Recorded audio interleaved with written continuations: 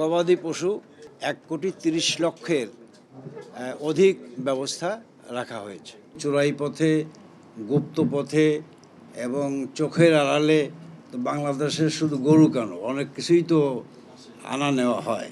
তো সুতরাং সেই জায়গাটা আইন শৃঙ্খলা বাহিনী এবং বিশেষ করে যারা বর্ডার রক্ষার দায়িত্বে থাকে তাদেরকে প্রয়োজনীয় নির্দেশনা নিশ্চয়ই সংশ্লিষ্ট মন্ত্রণালয় দেবে, যাতে অবৈধভাবে কোনো গবাদি পশু বাংলাদেশে প্রবেশ করতে না পারে। আমাদের মন্ত্রণালয় থেকে রীতিমতো একটা নীতিগত সিদ্ধান্তই আছে যে কোনোভাবেই কোনো ক্রমেই আমাদের এই দেশীয় খামারিদেরকে ক্ষতিগ্রস্ত করে, আর যেহেতু আমরা স্বয়ংসম্পূর্ণ এবং গত কুরবানি ঈদে 19 লক্ষ গবাদি পশু অবিকৃত ছিল, সেই জায়গায় এবার আরও 30 লক্ষ সংযোজিত হবে। তো সুতরাং এটা আমদানি করবার কোনো প্রশ্নই ওঠে না, বরং এই বর্ডারের যারা দায়িত্ব পালন করে তাদেরকে নিশ্চয়ই তার সংশ্লিষ্ট মন্ত্রণালয়ের সঙ্গেও আমরা কথা বলবো, যাতে কোনোভাবে কোনো ভিন্ন পথে বা কোনো অবৈধ পথে এই গবাদি পশু ঢুকতে না পারে। 1,25,00,000 গবাদি পশু বাজারে আমদানি ছিল, কিন্তু অবিকৃত ছিল 19 লাখ। সেই জায়গায় এবার সর্বমোট 1,30,00,000-এর অধিক ব্যবস্থা রাখা হয়েছে।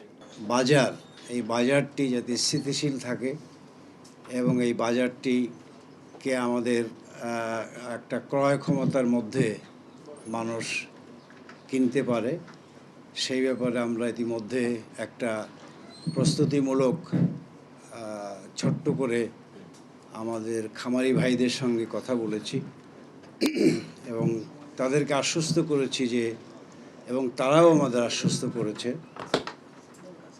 যে কোনো কারণেই এই গবাদি পশু আমদানি করবার কোনো কারণ নেই, কোনো হেতু নেই।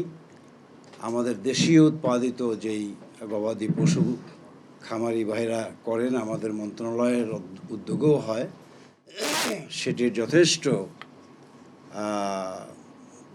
কি বলে যে কোনো অপ্রতুলতা নাই। মানে আমাদের প্রয়োজনের তুলনায় আমাদের আয়োজন, আমাদের ব্যবস্থাপনা সব কিছুই ঠিক আছে।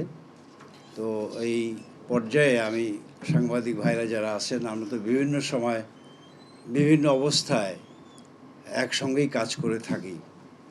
তো আপনাদের কাছে আমার বিনীত অনুরোধ যে আগামী এই কুরবানি ঈদকে নিয়ে যাতে কোনো ধরনের কোনো কিছু অস্থিতিশীল বাজার কেউ না করতে পারে, সে ব্যাপারে আপনাদেরও সহযোগিতা চাই। আমাদেরও সে ধরনের সম্পূর্ণ কি বলে যে আয়োজন আছে, আমাদের সেই প্রস্তুতি আছে। তো সুতরাং আমি আপনাদের মাধ্যমে বলি যে আগামী কুরবানি ঈদটির আমরা অত্যন্ত আনন্দের সঙ্গে উদযাপন করতে পারবো।